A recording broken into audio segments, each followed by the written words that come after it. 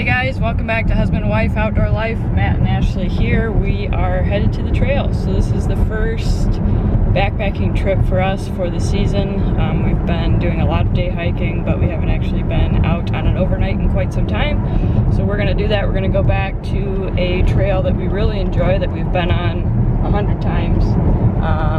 But we wanted to show it to you in a little better detail. We do have some videos of it on our channel, but hopefully this one comes across a little bit better. So we're all packed up. We got Matt's pack there, and you may notice that my pack has changed a little bit. I now have a SWD, or Superior Wilderness Designs pack, and I'll talk more about that later. But this trip, mainly we're doing it A, to get out of the house, and B, to test out some new gear. So stay tuned and we'll get back with you when we're on the trail.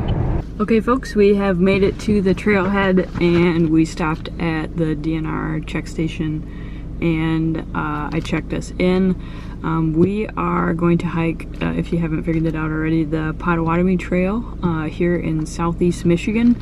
It is early spring, we'll say. It's March right now, so it's basically still winter here in Michigan. There's no snow on the ground, but it is quite cold. The forecast yesterday, I was looking at it, called for a low of about 27-ish at night, and a high of about 40 during the day.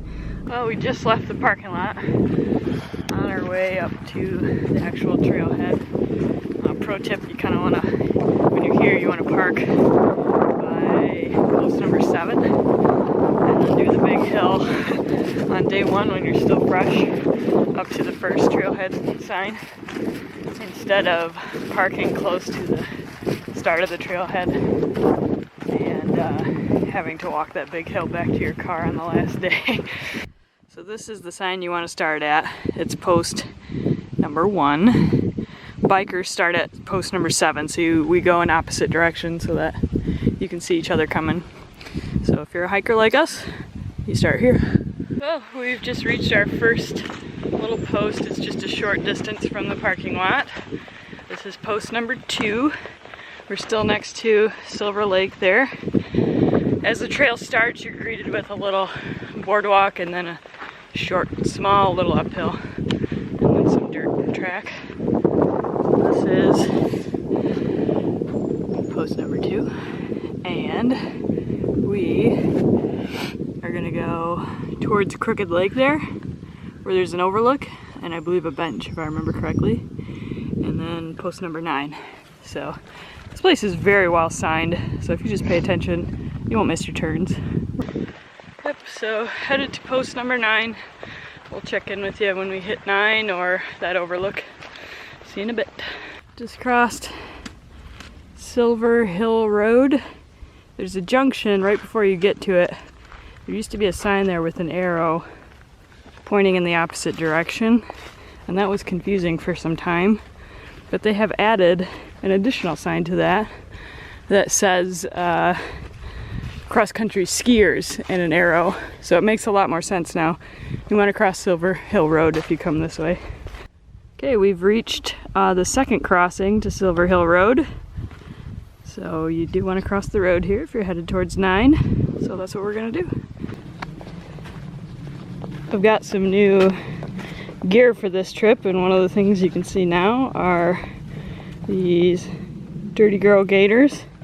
I do have my pants tucked into them now. I don't think a lot of people wear them like that, but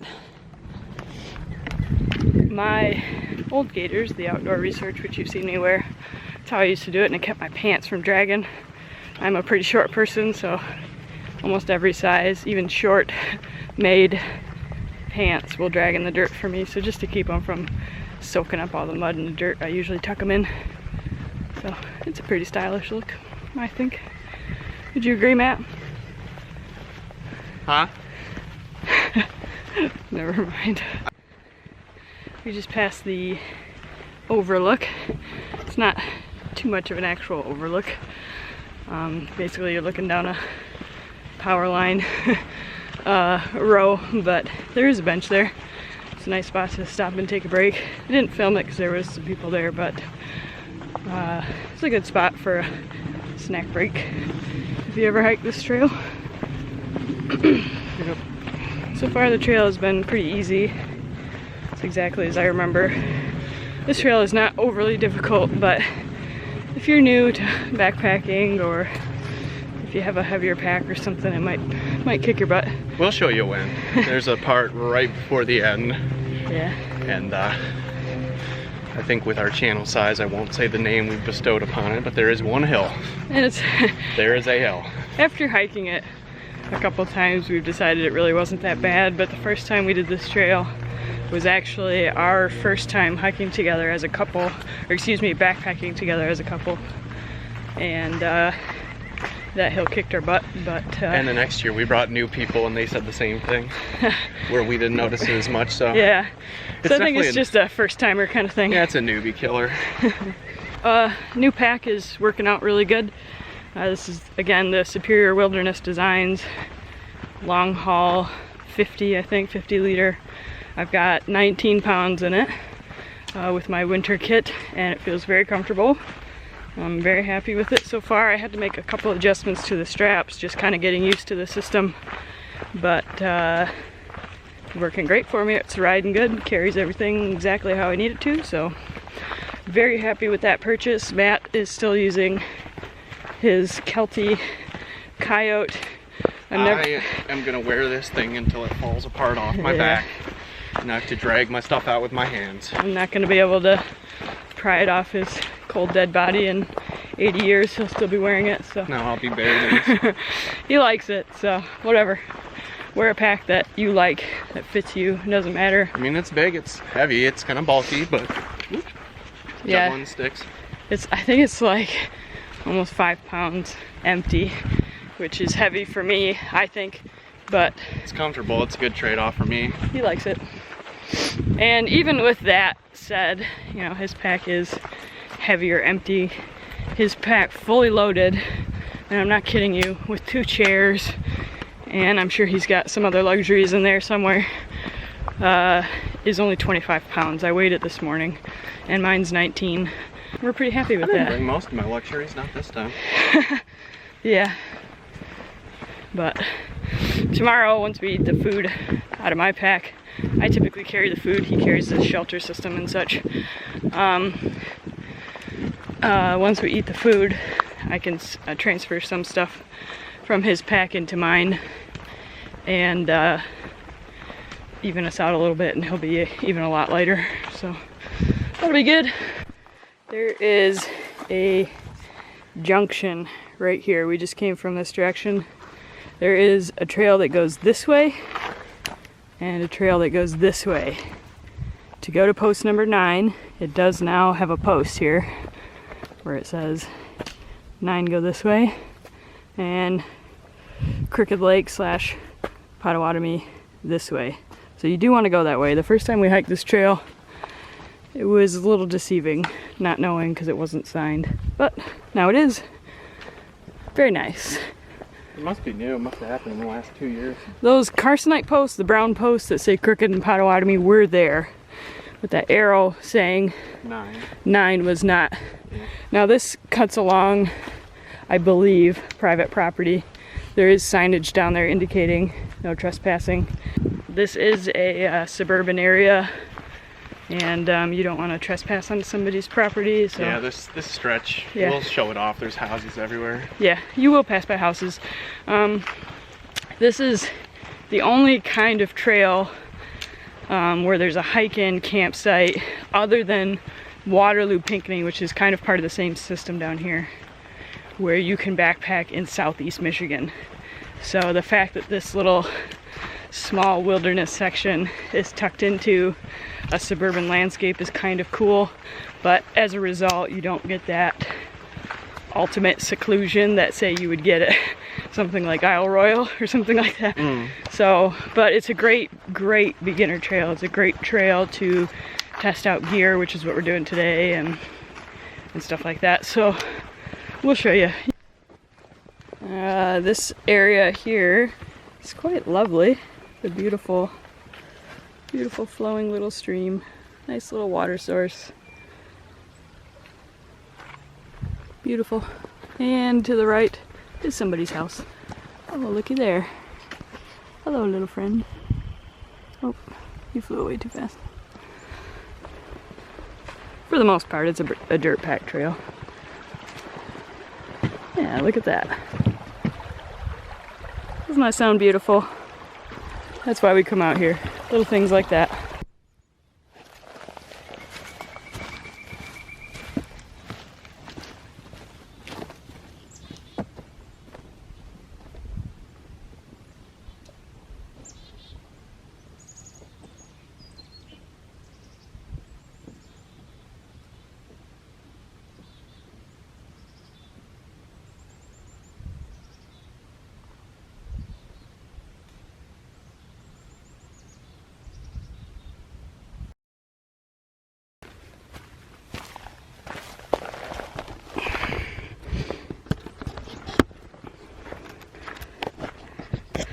Those walking away shots do look awesome on other people's YouTube videos, and I give a lot of credit to people who do them. And a lot of their videos, we do not do a ton of them because you end up doing a lot of extra mileage just walking back and forth. Another cool little bridge here.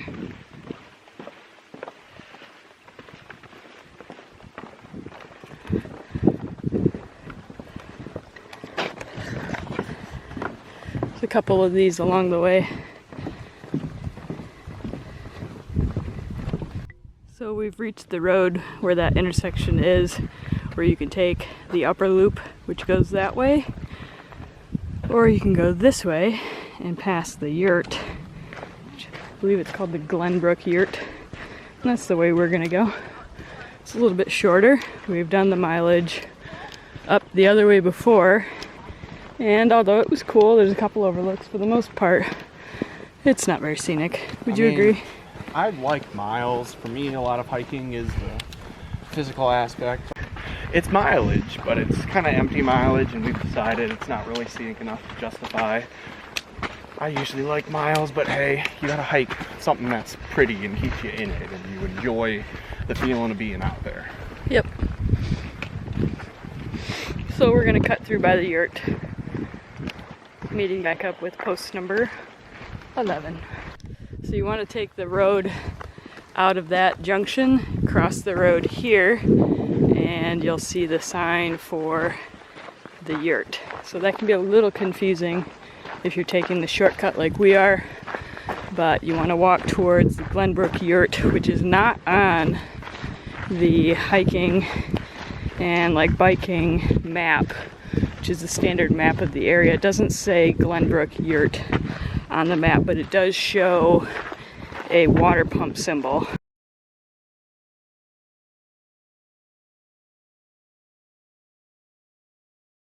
The first snake of the year right there. I don't know if you can see him. Little garter snake.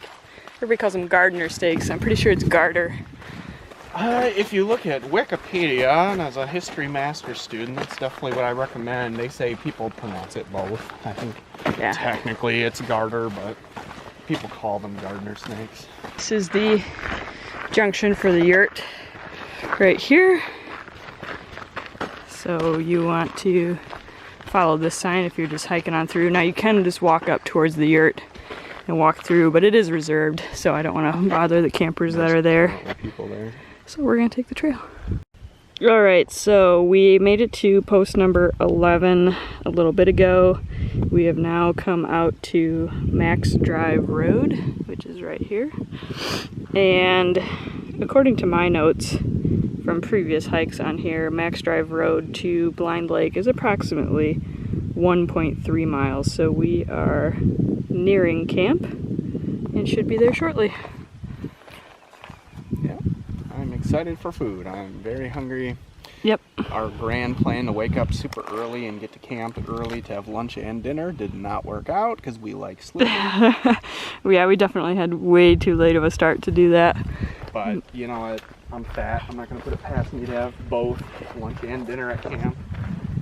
So somebody has, since the last time we've been out here, at all the road crossings, added the names of the roads, which is pretty awesome.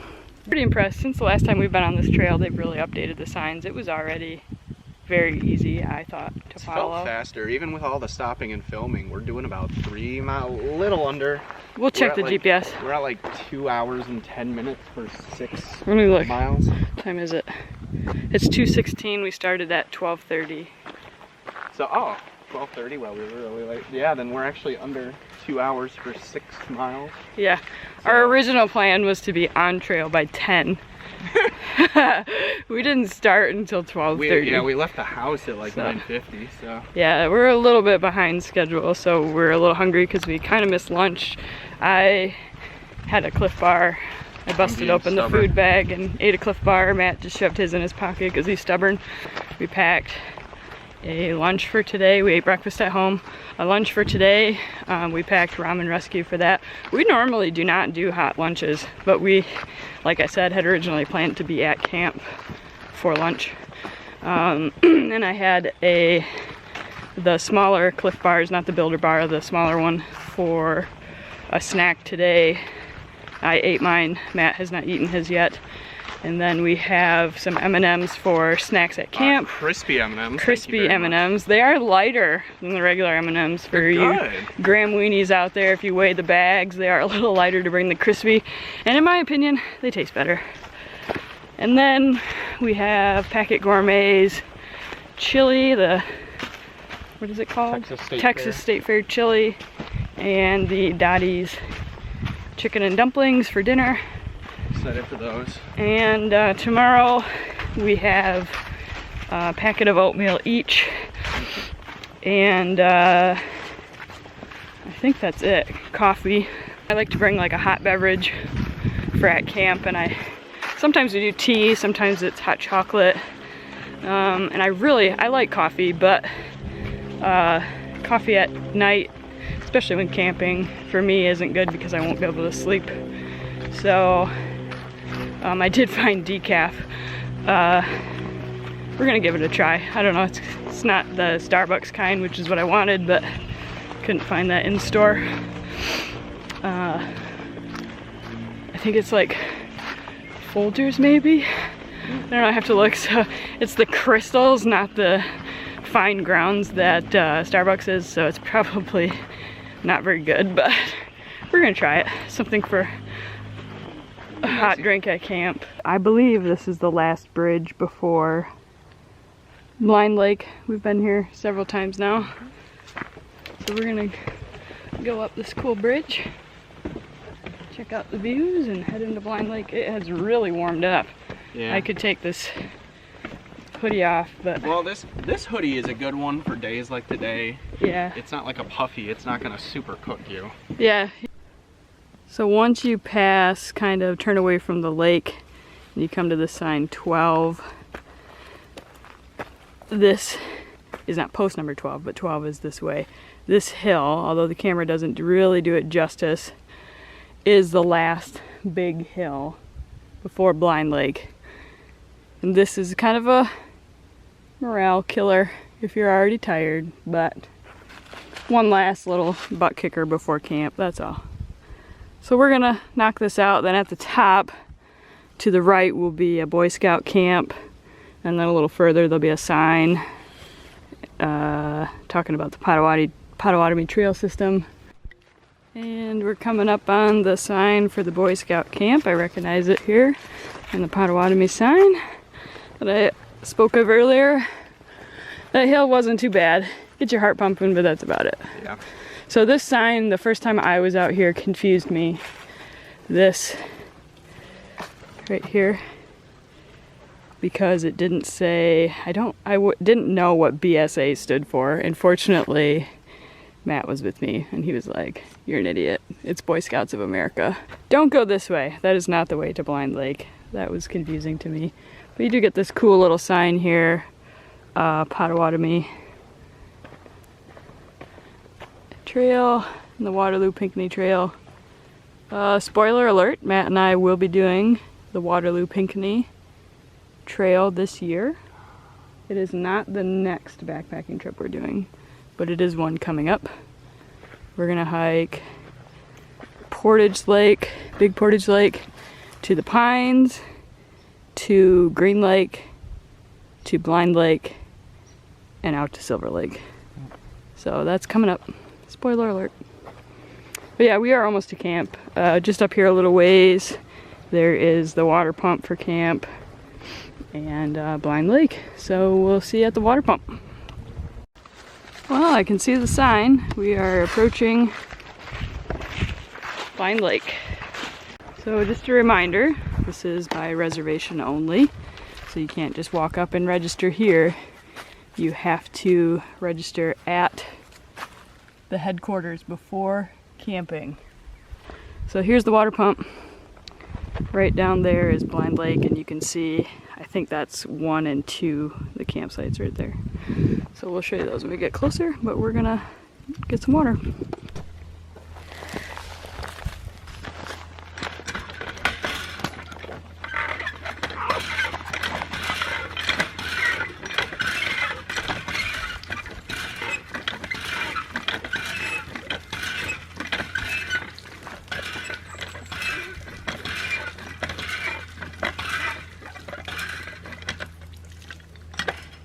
It is potable water. You don't have to filter it, which is nice. You don't have to bring that.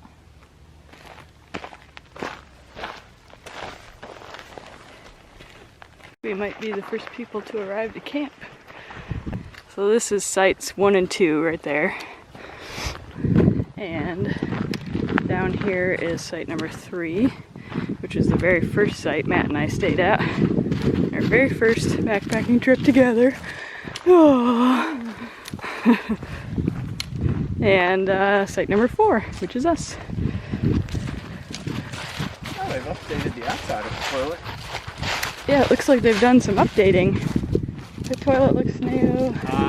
Picnic tables are new. Tables are new. Fire pits, I think they had the last. Site number 4. Oh look, somebody left us some firewood. I don't know if we'll make a fire, but we might. Check out that view. We got front row seat to the lake tonight. We're gonna set up the Z-Packs triplex, probably right there. Looks pretty flat. Just set up the triplex.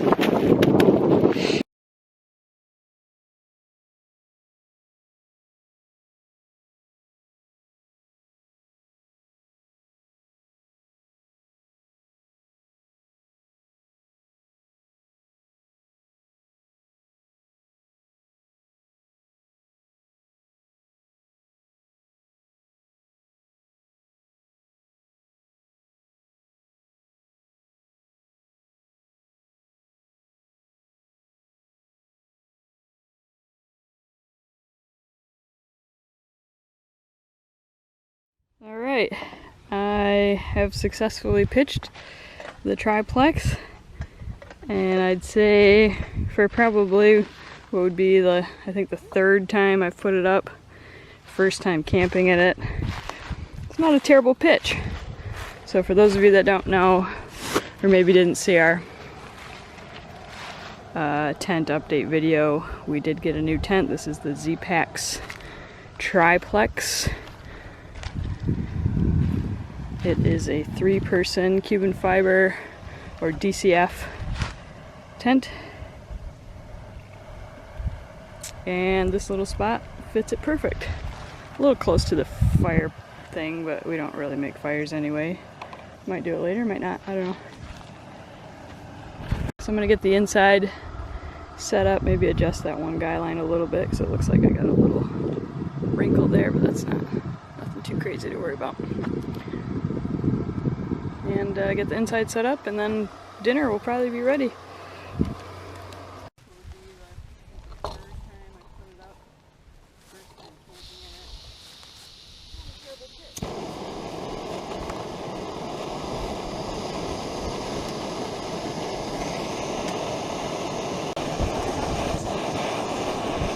I can't hear you over this. What?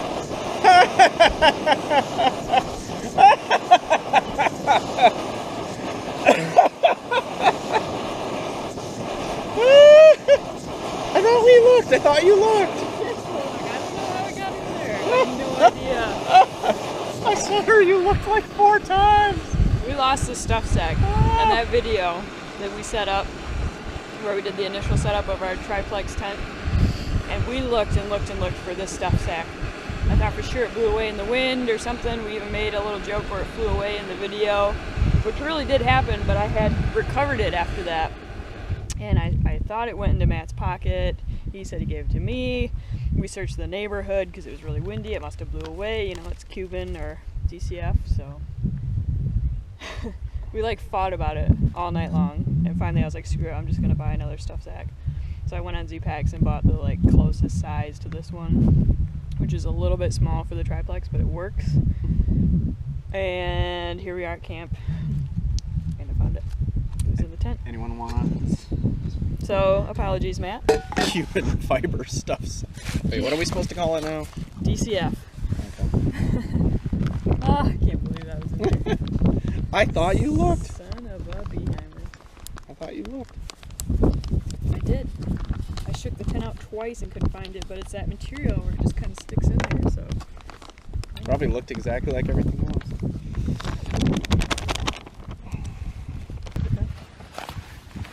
We have a good system now where you do all the tent stuff and I make food. Yeah, that's kind of been our system now for some time. So, as you saw, I put our foam pads in there, and we're also going to sleep with our X-beds tonight. A lot of times we use both. I'm a cold sleeper, so having the 2 pads, I sleep a lot warmer. So yeah, we're going to do that again on this trip.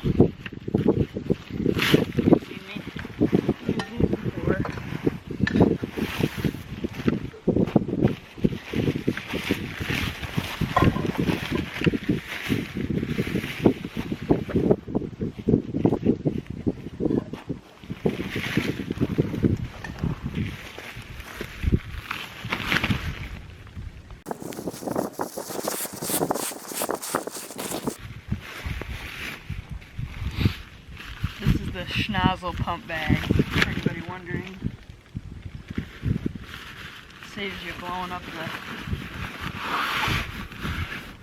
sleeping pad. My mouth, which sucks.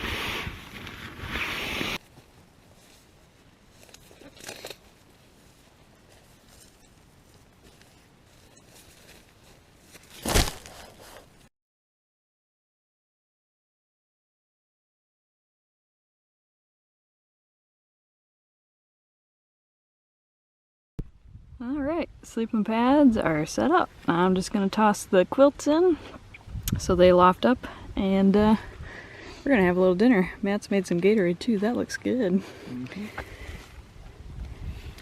Okay, tent is set up. It's time for dinner. For me, chili, Texas State Fair chili by Packet Gourmet. And it comes with Fritos cheese and hot sauce.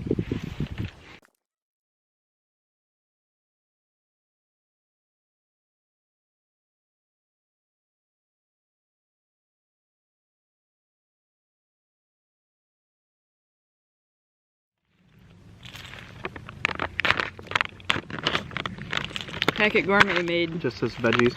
New packages that are not as tall as these ones. This is the original packaging. I always used to cut the top off just so I could eat out of it easier. This is our knife, by the way. Little Swiss Army classic. It's got tweezers, scissors, and a small blade. That's all you need. Alright, first bite. Ooh, it really thickened up. Mmm. Very good. How's the daddies? You've never actually eaten that one as a meal before. You've tried mine. Good. Good? Tastes like chicken and dumplings, even though it's turkey broth. I like it. It's good. It's very good. Alright, we're gonna eat dinner. We'll see you guys in a little bit. Well, camp is pretty well set up. Matt's changed into a couple warmer layers. We've cooled down a little bit. Just sitting here at camp. We did put the tarp up as just a little windbreak. It kind of blocks our lake view.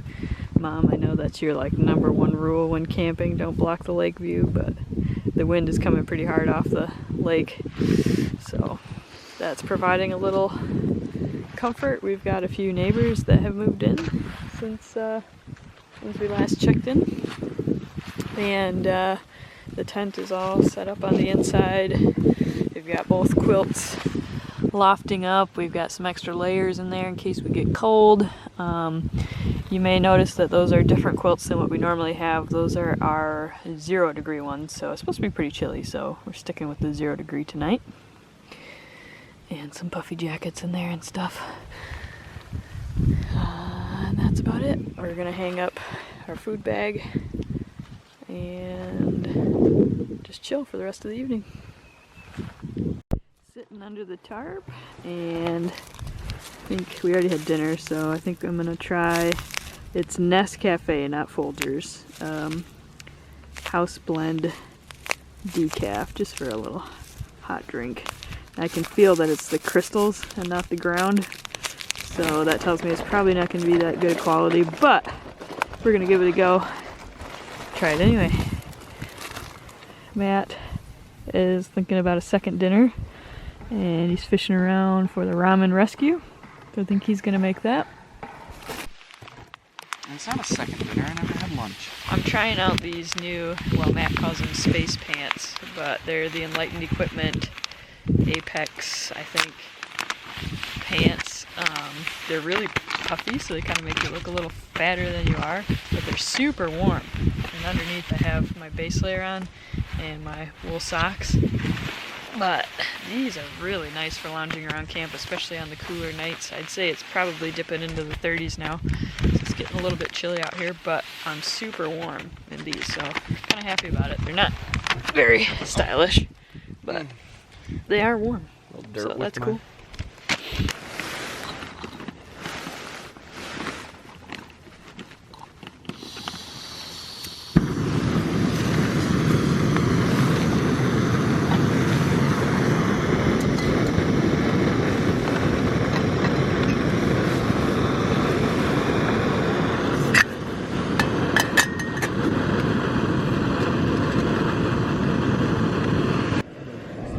Coffee pre-water, as you can see, the crystals. Water is boiling. Well, not boiling yet, it's heating up to be boiled.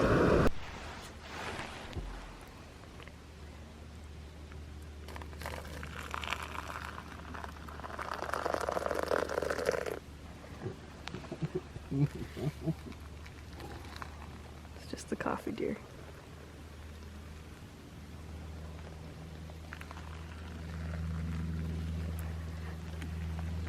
Smells good.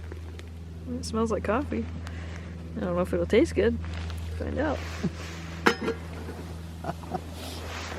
Ooh, that looks good. Started a little fire here just to have something to do. We got to camp kind of early. Starting to take off a little bit. I'm not going to make a big rager of a fire because our tent's kind of close to the fire pit and I don't want it snapping and hitting the tent. So fortunately the wind's blowing the opposite direction, so if it does snap it's going the other way, which is nice. But yeah, made a little fire. No fire starters either. The lake looks beautiful. Quite a few people have moved in. We got several campsites set up. I think it's like 7:45, almost 8 o'clock. It's nice, it's daylight this late. It's a sure sign of spring and summer finally making it here. So it's cold, it's dipped definitely down to 30 or close to it. Matt's thermometer said it was right around 30 a little bit ago. It's cooled down, but we're nice and warm. Puffy jacket, I've got a couple layers on underneath, and the as Matt calls them, space pants, or the Enlightened Equipment Apex pants have been the bomb. Super warm. I wish they had a cinch at the ankle though. They don't. I wish they did. Yep. Well, we're getting cozy tonight. Got everything all set up. I'm actually pretty warm. Pretty happy about that. I'm gonna go stick my pack under the chair there and join you in the tent. I'll be back in a minute. Well, we are in the tent for the night. We are all tucked in. Matt looks super cozy over there in his quilt. We're nice and warm despite the temperature outside. I'm amazed at how much light this tent lets in.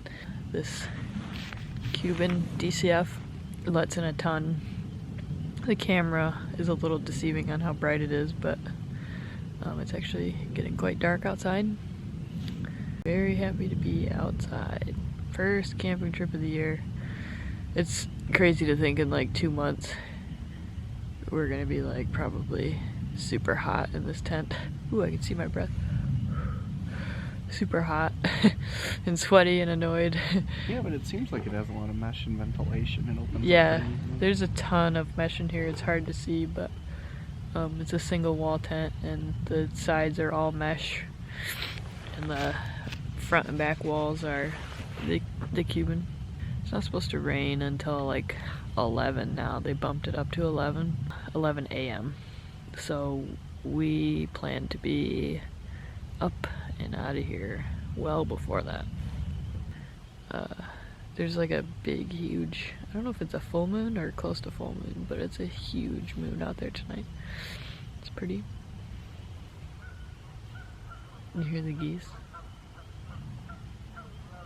Not quite as nice as the loons, personally. The loons in Isle Royale sounded way cooler, but that goose out there is kind of cool. It's probably a mama goose. She's probably nesting. It's spring. Alright. See you guys in the morning.